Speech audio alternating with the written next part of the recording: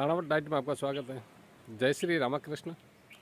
आज आपको बता रहा हूँ वो व्यक्ति जो चिंता के कारण घुले रहते हैं और उनकी चिंताएं परिवार में वैवाहिक जीवन को लेकर होती है।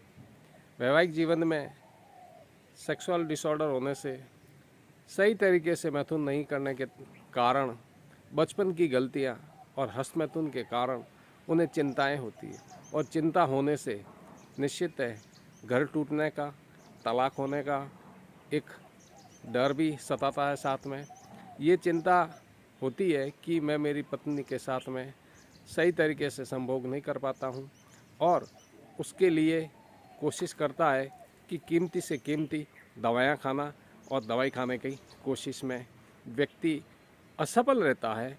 तब चिंताएं निरंतर बढ़ जाती है। ये सब जानने से पहले अगर आप मेरे चैनल पर नए हैं, चैनल सब्सक्राइब करें, वीडियो लाइक करें, अधिक से अधिक शेयर करें। मैं डॉक्टर अविनाश सिंह राणावत, साइकोलॉजिस्ट और डाइटिशियन, आज आपको बता रहा हूँ वे युवा जो मैथुन की असफलता के कारण वैवाहिक जीवन में खटास होती है, तलाक होने का उन्हें एक डर होता है और वो चिंता में घुले जाते हैं। जबकि भारतीय संस्कृति में महिलाएं अच्छा सहयोग दे रही है, अच्छा सहयोग देती है, भारतीय संस्कृति अच्छी है, पर वो समझ नहीं पाते। कुछ लोग पैसे खर्च करके भी ठीक नहीं हो रहे हैं, कुछ लोगों के पास में पैसे भी उपलब्ध नहीं है। पर ये जो चिंता है वो संज्ञानात्मक है। वो ज्ञान जो आप अर्जित करते हैं, आपने कुछ गलत ज्ञान अर्जित कर लिया है, उसकी वजह से आपको दिक्कत होती है, जिसको कॉग्निटिव साइकोलॉजी के रूप में पहचाना गया है कि आपके शरीर में भी दिक्कत होती है। चिंता की वजह से आपकी पाचन शक्ति कमज़ोर हो सकती है, चिंता की वजह से हृदय की धड़कन में परिवर्तन आ जाता है। इस प्रकार से बहुत सारे विकार शारीरिक भी हो सकते हैं, मानसिक भी बढ़ना शुरू हो जाता है और सामाजिक स्तर पे भी व्यक्ति घुलता मिलता नहीं है और कोशिश करता है एकांत में रहने की। इसलिए हो सकता है उसके व्यवसाय के ऊपर भी प्रभाव पड़ता है। इसलिए मेरा यही कहना है कि ये जो चिंता है वो आप दवा खाने से ठीक नहीं हो सकते हैं। बहुत सारे साइकेट्रिक जो बंधु हैं दवाइयाँ देते हैं, दवाइयाँ देने से विचार थॉट चेंज नहीं होते हैं। हाँ, आक्रोशता है कुछ, उसमें कमी आ जाती है, थॉट ज़्यादा है अगर कोई तो उसमें कंट्रोलिंग आ जाती है। पर पूर्ण परिवर्तन के लिए आपको एक मनोवैज्ञानिक सहायता ज़रूरी है, जिसमें मनोवैज्ञानिक आपको CBT कॉग्निटिव बिहेवियर थेरेपी दी जाती है। उसमें स्टेप बाय स्टेप समझाया जाता है कि आपके अंदर ये जो चिंता है, जो वास्तविक चिंता है पर उससे ज़्यादा आपने उसको बढ़ा चढ़ा के पेश कर ली है, जो फिर आपका रास्ता ही अलग हो गया है। समाधान की तरफ आप नहीं जाकर आप कोशिश यही करते हैं कि उस चिंता में घुले रहते हैं और चिंता गहराई तक पहुंच जाती है, जिससे निकलने में आपको दिक्कतें आ सकती है।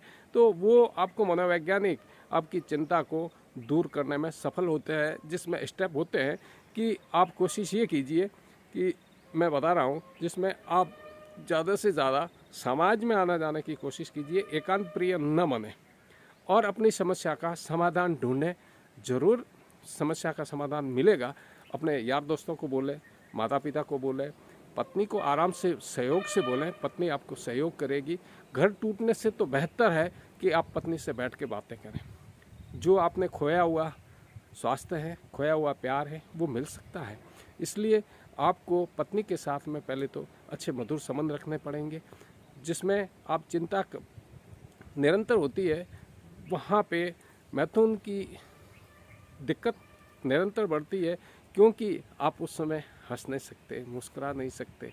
इसलिए वो केंद्र एक हंसने और मुस्कुराने की स्थान होता है, जहाँ आप हमेशा भयभीत रहते हैं, तो गलत है।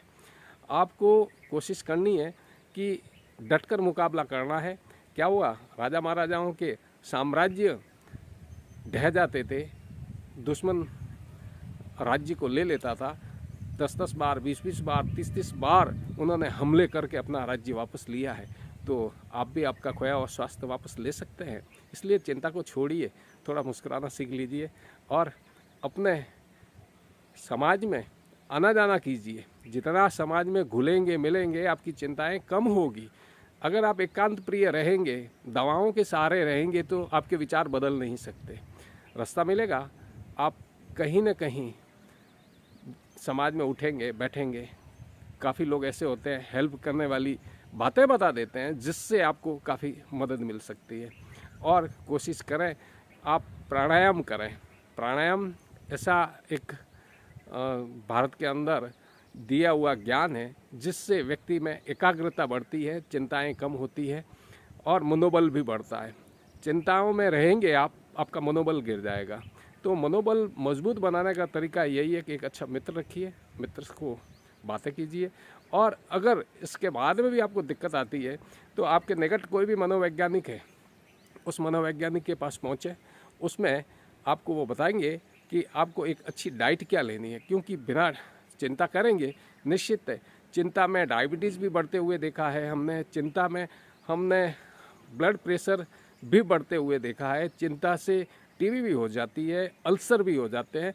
तात्पर्य कि चिंता करने से कोई समाधान नहीं है। आपको कोशिश ये करनी है कि चिंता के मूल कारण है उसको दूर किया जाए। स्तंभन शक्ति अच्छी नहीं है, तो उसके लिए औषधियाँ हैं, उसके लिए प्रेरणा की ज़रूरत है। सब जगह औषधियाँ भी काम नहीं करती हैं। काफ़ी लोग औषधियाँ खा खा के भी परेशान हो चुके हैं। फिर तलाक हो रहा है, तलाक को रोका जा सकता है, आपकी पारिवारिक जीवन को बचाया जा सकता है। उसके लिए आपको कोशिश यही करनी पड़ेगी। सफल मैथुन के लिए क्या क्या दिशा निर्देश है, वो आपको अच्छा सेक्स साइकोलॉजिस्ट होगा बताएगा।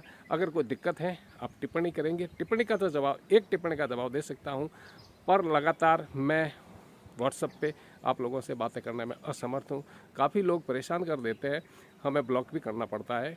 कुछ लोग मन चले वीडियो कॉल भी करते हैं, हमें ब्लॉक करना पड़ता है। हम इतने फ्री नहीं होते हैं कि आप लोगों का जवाब दिया जाए, आप तुरंत एंट्री ले लो। हम भौतिक रूप में भी काम देखते होते हैं, तो हमें ऑफलाइन के काम करने पड़ते हैं। इस हिसाब से आप, मेरा कहना यही है, मेरा ठेका नहीं ले रखा है। आप किसी आपके निकट मनोवैज्ञानिक हैं, उनसे संपर्क कीजिए ना, वो आपकी मदद करेंगे। अच्छे डाइटिशियन से आप संपर्क कीजिए, क्या डाइट लेनी है। चिंता में आदमी खाना भूल जाता है, खा नहीं सकता, और खा लिया तो पचा नहीं सकता। इसलिए आपको एक अच्छे डाइट की ज़रूरत है, अच्छे साइकोलॉजिस्ट की ज़रूरत है। तो हो सकता है कि आपकी ये दुविधाएं दूर हो जाएगी। आजकल तो आप देखेंगे कोर्टों में भी साइकोलॉजिस्ट बना बैठा रखे हैं, ताकि झगड़े वैवाहिक जीवन में जो होते हैं, उससे तलाक होते हैं, उसको कैसे रोकना है वो समझाते हैं और फिर वो मान जाते हैं। तो मेरा कहने का अर्थ यही है, अगर कोई दिक्कत है टिप्पणी करें, टिप्पणी का जवाब दूंगा। मिलते हैं नए अपडेट वीडियो में, तब तक के लिए जय हिंद। स्वस्थ रहे, मस्त रहे, अच्छा खाएं, जैसा खाए अन्न वैसा होवे मन।